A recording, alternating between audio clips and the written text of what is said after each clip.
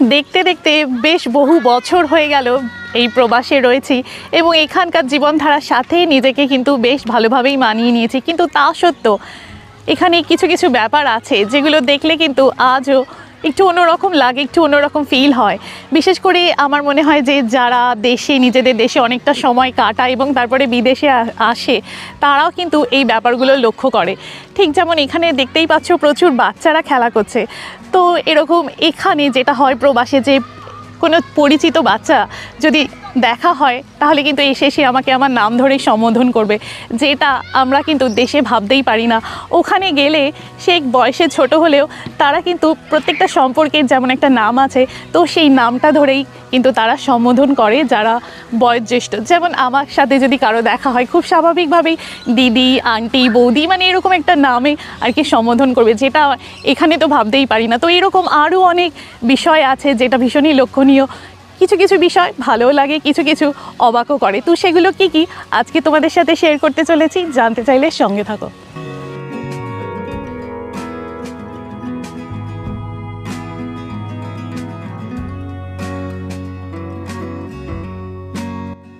আরেকটা উদাহরণ দিচ্ছি, এখানে যখন কোনো অনুষ্ঠানে কাউকে নিমন্ত্রণ করা হয় তখন সাধারণত বলা হয় bring a plate. Bring a plate মানে কিন্তু খাবার খাওয়ার জন্য একটা প্লেট নিয়ে এসো। আসলে জানোই তো এখানে কাজের লোক, বাসন ধোয়ার লোক নেই, তা কিন্তু নয়। গৃহপ্রবেশ, জন্মদিন, গেট টুগেদারে বন্ধুদের নিমন্ত্রণ করার সময় ব্রিং আ প্লেট বলা মানে যদি এই অনুষ্ঠানে আসো তাহলে সাথে করে খাবার নিয়ে এসো। এবং জানো তো এখানকার মানুষজন মানে অতিথিরা বেশ আনন্দের সাথেই খাবার বানিয়ে নইলে দোকান থেকে খাবার কিনে নিয়ে যায়, তারপর সেটা টেবিলে সাজিয়ে সবাই মিলে একসাথে ভাগ করে খায়। এভাবেই হয় এখানে অতিথি আপ্যায়ন। আমাদের দেশে কারো বাড়িতে গেলে সাধারণত লোকে মিষ্টি, কেক কিংবা অন্য কোনো খাবার, এমনকি কোনো উপহার সাথে করে নিয়ে যায়, কিন্তু কখনো কেউ কাউকে বলে না যদি আসো তাহলে অবশ্যই খাবারটাও সাথে করে এনো। আচ্ছা ভাবো তো, এরকম কেউ বললে আমরা তাকে কি ভাববো?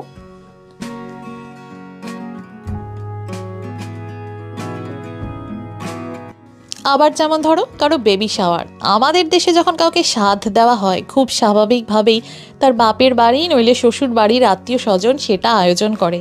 বেশ ঘটা করে করা হয় সেই আয়োজন, চলে খাওয়া দাওয়া। অস্ট্রেলিয়ানদের যখন সাধ হয় তখন বেশিরভাগ ক্ষেত্রেই তারা নিজেরাই তা আয়োজন করে। কখনো কখনো কেউ কারো নিজের বাড়িতে নইলে ঘনিষ্ঠ কোনো বন্ধুর বাড়িতে নইলে কোনো রেস্টুরেন্টে তা আয়োজন করে। ফোন নইলে ওই সোশ্যাল মিডিয়ার কোনো গ্রুপে সবাইকে ইনভাইট করা হয়। দিনক্ষণ সেখানেই সব উল্লেখ করা থাকে। আসতে পারবে কি পারবে না সেটা নির্দিষ্ট দিনের মধ্যে উদ্যোক্তাকে জানাতে হয়। এরপর সেই একই ব্যাপার, বাড়িতে অনুষ্ঠান হলে সাথে করে কোনো খাবার এবং উডবি মম আর তার বাচ্চার জন্য উপহার কিনে নিয়ে যেতে হয়। সে হয়তো বড়জোর তোমার জন্য ড্রিঙ্কস, স্যান্ডউইচ, চিপস এইসব খাবারের ব্যবস্থা করবে। আজ যদি কোনো রেস্টুরেন্ট বুক করা হয় তাহলে পিৎজা কিংবা কেকটা সে হয়তো দেবে। বাকি খাওয়া দাওয়া সেটা যে যার নিজের পকেট থেকেই কিন্তু খরচ করে খেতে হবে। কি অদ্ভুত ব্যাপার, তাই না? আমি জানো তো এরকম বেশ কয়েকবার এক্সপিরিয়েন্স করেছি। প্রথম প্রথম খুবই অবাক লাগতো, তোমরাও নিশ্চয়ই শুনে একটু অবাক হচ্ছ। তাহলে আরও বলি শোনো, ওই যে একটু আগেই বললাম অস্ট্রেলিয়ান কালচারে বাচ্চারাও বড়দের নাম ধরে ডাকে। এখানে যদি কোনো ছেলে মেয়ে তার বন্ধুর বাড়িতে যায় কিংবা ধরো আমার বাড়িতে যদি আমার কোনো বন্ধু আসে এবং আমার বাবা মা যদি বাড়িতে থাকে, তাহলে সে আমার বাবা মাকে আঙ্কেল আন্টি না বলে সরাসরি তাদের নাম ধরেই ডাকবে। এটাই খুব স্বাভাবিক এখানে। আমাদের দেশে আমরা তো ভাবতেই পারি না বন্ধুর বাড়িতে গিয়ে তার বাবা মাকে নাম ধরে ডাকবো, কিংবা সে আমার বাড়িতে এসে আমার বাবা মাকে নাম ধরে ডাকবে। কি সাংঘাতিক ভাবো তো সিচুয়েশনটা একবার। আমার তো মনে হয় এরকম যদি হয় আমাদের বাবা মা ওখানেই হার্ট ফেল করবে। আমাদের দেশে ছেলে মেয়ের বিয়ে দেওয়া মানে বাবা মার কাছে একটা বিশাল দায়িত্ব, কর্তব্য পালন।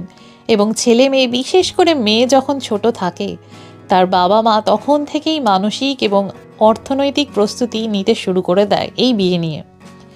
এখানকার বিয়ের ব্যাপারটা জানো তো বেশ ইন্টারেস্টিং। এদের বাবা মাকে বলতে গেলে সেভাবে কোনো দায়িত্বই নিতে হয় না।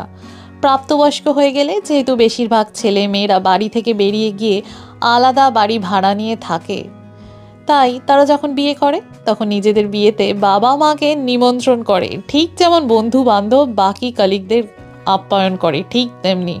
ভাবতে পারো?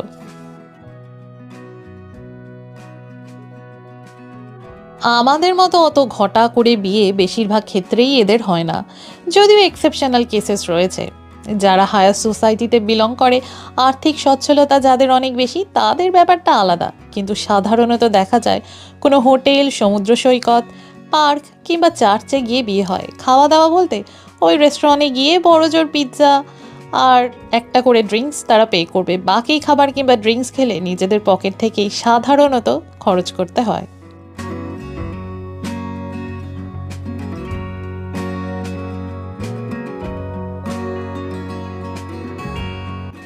এমনকি অস্ট্রেলিয়ানদের বিয়েতে দেখা যায় বর ও কনের সাথে ছোট ছোট ছেলে মেয়ে, যারা আবার বর কনেকে ড্যাড মাম বলে ডাকে।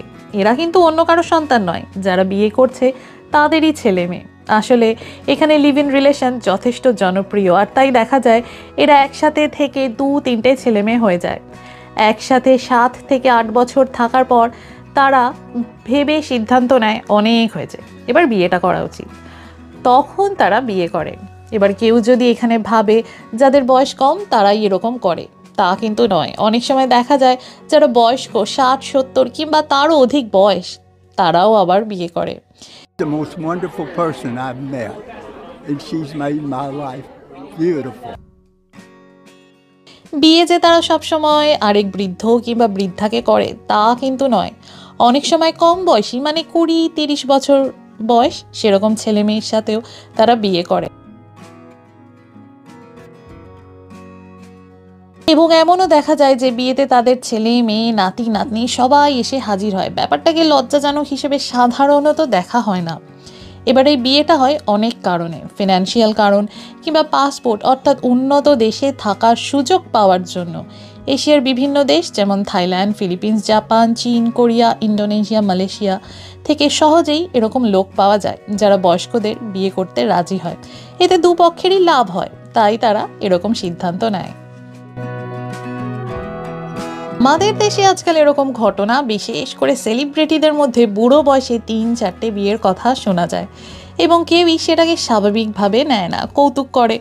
তবে এখানে সেসব নিয়ে তেমন বেশি একটা ঠাট্টা ব্যঙ্গ না করলেও সুযোগ পেলে মানুষ একটু আধটু মুচকি হাসি দেয় বই কি। তবে সত্যি কথা বলতে জানো তো, এখানে এই ব্যাপারটা এত কমন যে লোকে এসব নিয়ে অত বেশি মাথা ঘামায় না। লোকলজ্জা, চক্ষু লজ্জা, এই ব্যাপারগুলি এদের সমাজে অনেকটাই কম। তাই যেমন এদের বিয়ে সহজেই হয়ে যায়, বিয়ে ভাঙতেও বেশি সময় লাগে না। ডিভোর্স, সিঙ্গেল প্যারেন্টের সংখ্যা অস্ট্রেলিয়ান সমাজে যথেষ্ট বেশি।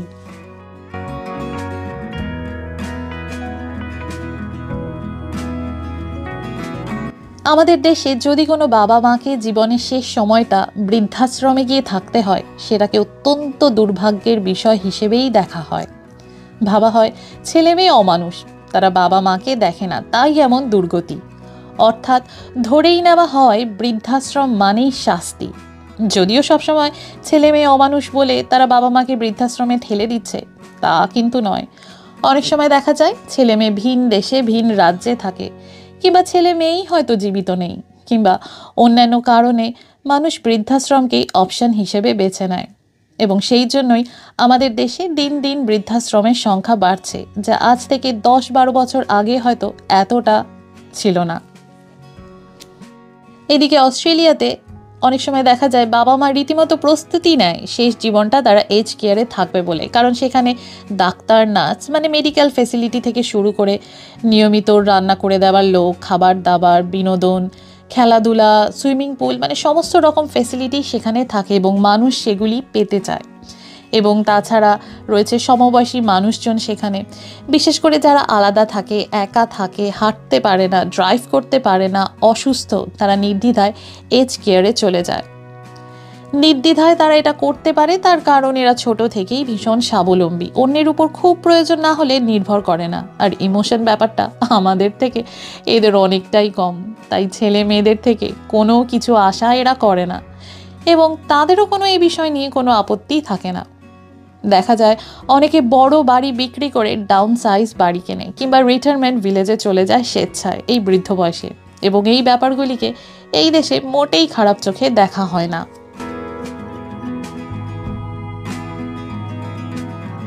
তবে শুধু অস্ট্রেলিয়া নয়, এই ধরনের ব্যাপারগুলি অনেক পাশ্চাত্য দেশেই হয়ে থাকে, ভীষণই কমন সেখানে। তা হয়তো তোমরা অনেকেই শুনে জেনে থাকবে। আর আজকাল তো সোশ্যাল মিডিয়ার দৌলতে ঘরে বসেই সবার হাড়ির খবর জানা যায়। এনিওয়ে, এই ব্যাপারগুলি হঠাৎ করে দেখলে আমাদের অবাক লাগাটাই খুব স্বাভাবিক বলে আমার মনে হয়। তবে এটাও মনে হয় আনন্দ করার অধিকার সে তো সবার আছে। তাই যেখানে অস্ট্রেলিয়ার মতো দেশে কাজের লোক, রান্নার লোক সহজে পাওয়া যায় না, সব কিছু নিজেদেরই করতে হয়, সেখানে কোনো উৎসব অনুষ্ঠানে সবাই যদি কিছু না কিছু খাবার এনে একসাথে খাওয়া দাওয়া করে, আনন্দ করে, তাহলে অসুবিধাটা কোথায়? এতে অর্থ, সময়, পরিশ্রম তিনটেই সাশ্রয় হয়। ছেলে মেয়ে যদি নিজেরা স্বাবলম্বী হয়, লাইফের বড় বড় ডিসিশন নিজেরা নেয়, নিজেদের সমস্ত কাজ, দায়িত্ব, কর্তব্য নিজেরা ঠিক করে পালন করে, তাহলে ক্ষতিটা কোথায়? এতে তো বাবা মার জীবনে চাপ কম হয়। যদি কেউ স্বেচ্ছায় এজ কেয়ারে গিয়ে শেষ জীবনটা কাটাতে চায়, তাহলে অন্যের অসুবিধা হওয়ারই কথা নয়, কারণ অন্যরা তো তাকে দেখছেও না, সেবা শুশ্রূষাও করছে না। কেউ যদি অন্যের ক্ষতি না করে বৃদ্ধ বয়সে নতুন করে আবার জীবন শুরু করতে চায়, এবং যদি দুপক্ষেরই তাতে আপত্তি না থাকে, তাহলে সমস্যাটা কোথায়? ছোটবেলা থেকে যে যেটা দেখে বড় হয়, যেটার মধ্যে দিয়ে বড় হয়, তার কাছে সেটাই স্বাভাবিক বলে মনে হয়। ঠিক সেরকমই যেমন এখানকার লোকেদের কাছে এটা খুবই স্বাভাবিক, এখানকার ছেলে মেয়েদের কাছে, এখানকার সমাজ ব্যবস্থায় এটা খুবই স্বাভাবিক। কিন্তু আমাদের দেশ থেকে যদি কেউ আসে, তার কাছে প্রথম এগুলোকে অস্বাভাবিক মনে হলেও হতে পারে, এবং হয়ও। যাই হোক, সময়ের সাথে সাথে সব জায়গায় সব কিছুর পরিবর্তন হয়, এখানেও হয়, আমাদের দেশেও হয়। যাই হোক, আজকের ব্লগটা কীরকম লাগলো জানাতে একদম ভুলো না। আর এরকম ব্লগ দেখতে হলে সঙ্গে অবশ্যই থেকো। সবাই খুব ভালো থেকো। আজ এখানেই শেষ করছি আমি, ডক্টর তৃষা। খুব শিগগিরই দেখা হচ্ছে নতুন আরেকটা ব্লগে। তারা।